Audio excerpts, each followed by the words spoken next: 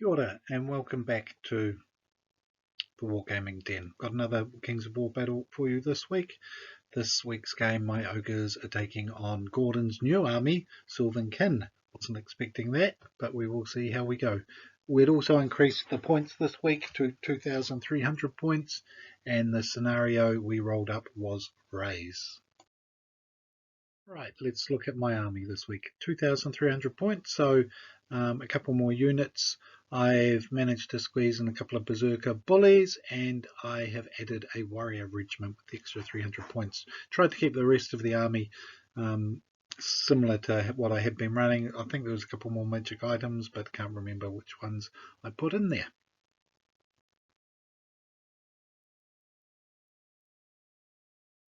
Gordon had been keeping his new army a tightly kept secret until it was revealed on the day.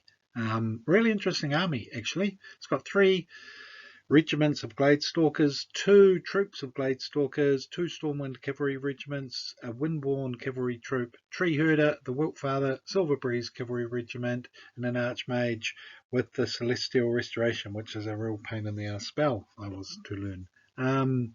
Wasn't sure what was going to happen in this one. I just heard that the Wiltfather is meant to be a bit of a beast, so I decided I was going to get bonus kudos if I managed to kill him. Just win or lose, that was my goal for the game. Let's have a look at deployment. Let's have a look at deployment. The Elves had their Stormwind Cavalry, the Windborne Cavalry, Gladestalkers in the middle, Wiltfather and Tree Herder, the troops of Gladestalkers on the flank, and more cavalry tucked in behind. So lots of mobility, but a crap load of shooting as well. And as for me, I ended up with my shooters in the pond, army standard with Nom Nom behind them, siege breakers, chariot, boomers. Then I had Manny, had more siege breakers and regiment of warriors in the front. Tucked around the corner here, I put my other Berserker Bully and the Boomer Sergeant. Gordon deployed a first token. He put one here, which really jammed me up, forcing me to put tokens this way, which was not the way I actually wanted to be fighting this battle at all.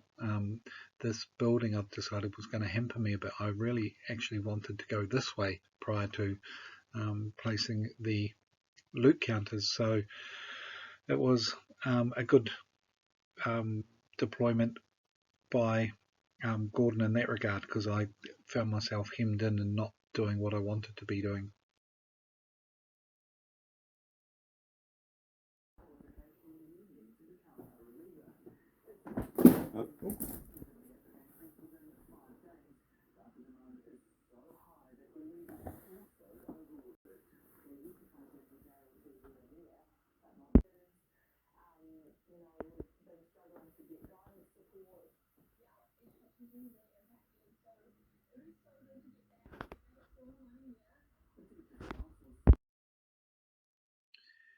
And here we go. There have been some scout moves here, scout moves over there. Lots of scouting in the Sylvan army. The Gladestalkers have next to no army, but they are sneaky and quite a versatile unit, as I was about to find out.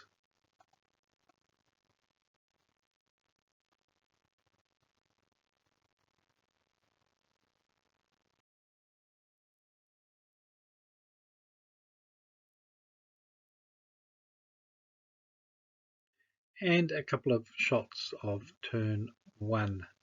Not a great deal of action, but lots of shooting from the Elves. Luckily they didn't kill too many of my units. And as you can see here, I came forward through the woods, took a bit of damage here. Really didn't know how I was going to deal with these Gladestalkers. Made a mistake actually in the fact that I won the roll off to go first and chose to go second. Josh was watching the game at that stage with some raised eyebrows. I learned what he meant by actually you should probably have gone first then, because it would limit the Elven shooting a bit. But as it turned out, I let Gordon take the initiative in that regard. It took a bit of punishment as a result. Turn 1, the elves have advanced and hit my shooters with, they took 6 wounds and were wavered, mainly through these Gladestalker regiments here. More shooting from the Gladestalkers over there, wavered me here. I'm trying to tuck around behind there to sneak around towards the objectives. A lot more shooting to come from the elves on turn 2.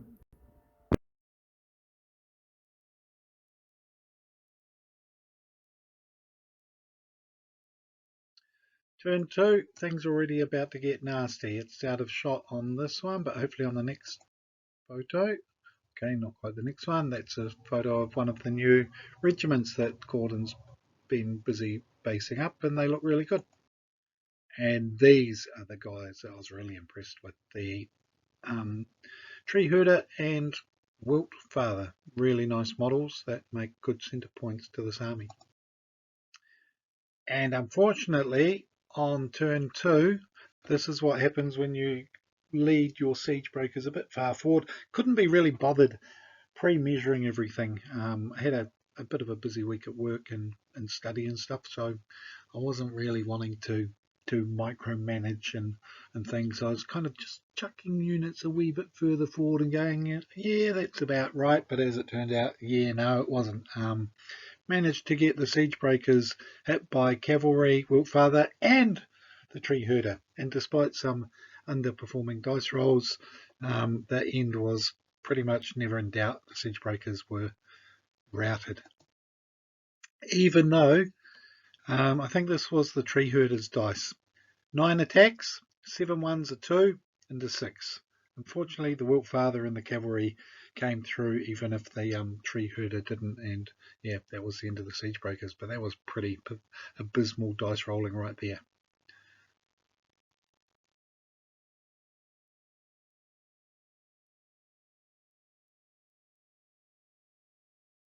Just a view from the end of that turn. Shooters have turned to face the Stormwind cavalry. Manny is taking care of the Wiltfather and is turning to face the Tree Herder, who's a bit blocked in by the Warrior Regiment. Hunters have pushed forward as well. So, yeah, an interesting turn. Game's still in the balance. End of turn 2. My shooters unfortunately had to turn. They did about 3 or 4 wounds. I got some shooting on these stealthy Gladestalkers. Who invented that unit? And I managed to kill the Wiltfather. I ganged up with Manny, the hunters, and the warriors in the flank, and that was just enough to end his miserable existence. So it's not a complete walkover yet. On to turn 3.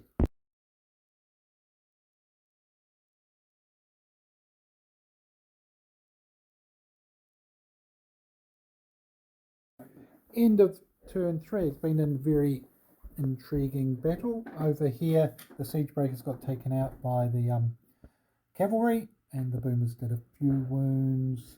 I was shooting at these guys again, not enough wounds to kill. Manny almost took out the Tree Herder. The boomer sergeant and the berserker bully did take out the cavalry, and over here I managed to take out the cavalry. Just out of range to claim that objective. I'm just out of range to claim that objective. I'm about to lose the center. I have claimed that objective over there with the army standard, so not looking too flash at this point.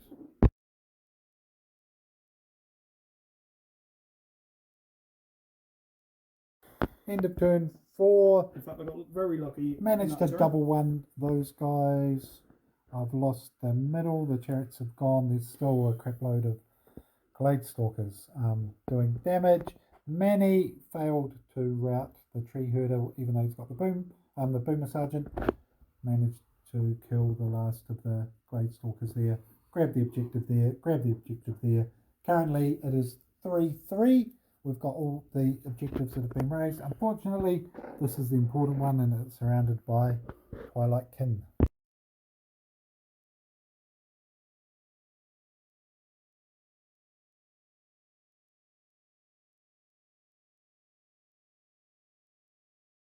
This is the situation at the start of turn 5. The Boomer Chariot trying to hold off Gladestalkers in the flank. Silverbreeze Cavalry in the front. It's never going to work. So they got slaughtered and the objective went to the Elves. What other cunningness was happening? The shooters were still alive. They'd taken damage early on but survived.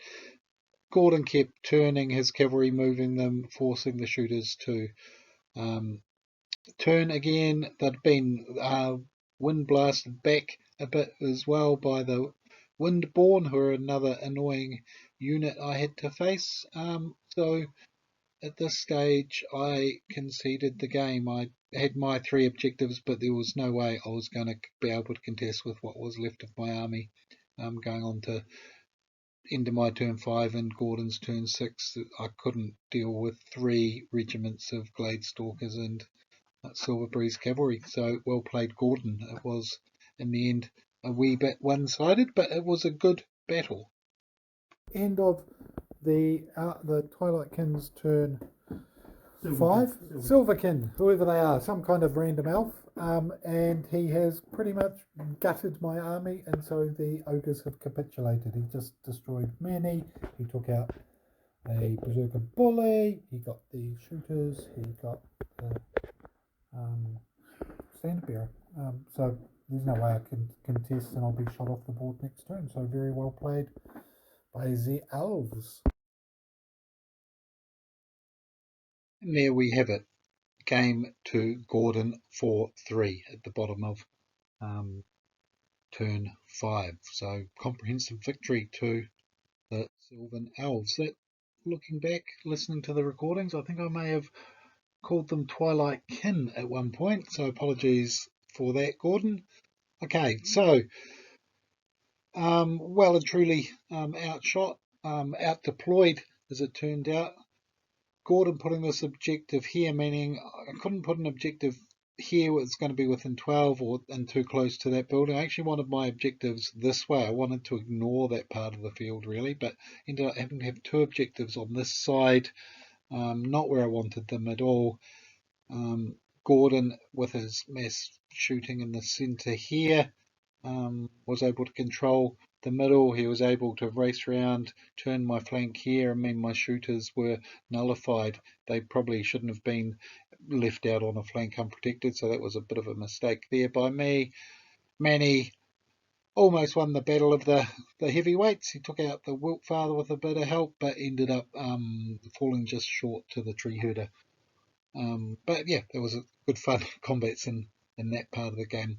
Gordon played well as always. Really like this list he's come up with. Really nice balance to it. Yeah, he's got these shooting units which are a bit fragile. They're only defense 3, but they've got stealth, they've got scout, they've got pathfinder. So the key is getting in close to them. It's quite hard when you've basically got 5 shooting units there.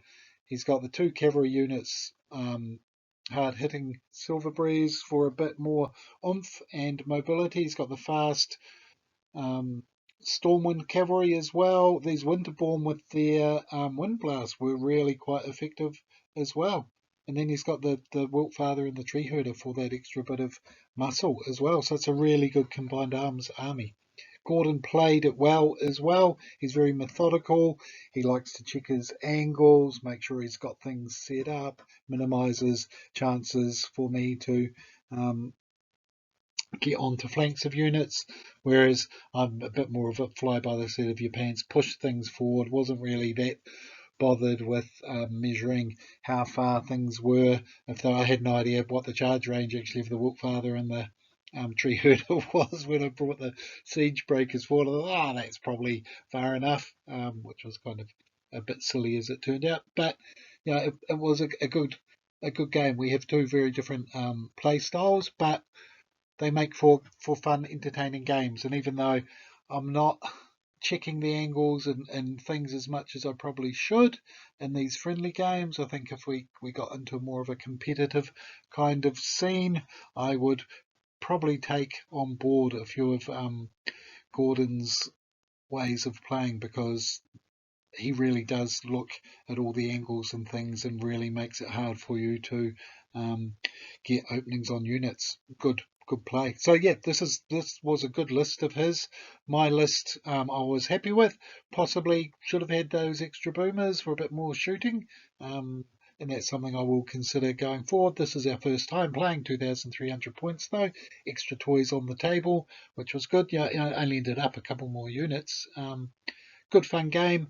I'm going to be pretty busy over the next few weeks. My university studies have just started back on top of my full-time work, so that cuts into my free time for hobbies a wee bit. But I really hope to get a few more games in against Gordon, and also looking forward to trying to get a couple of games in against Josh and his goblins as well. So thank you for watching this. Ka kite anō.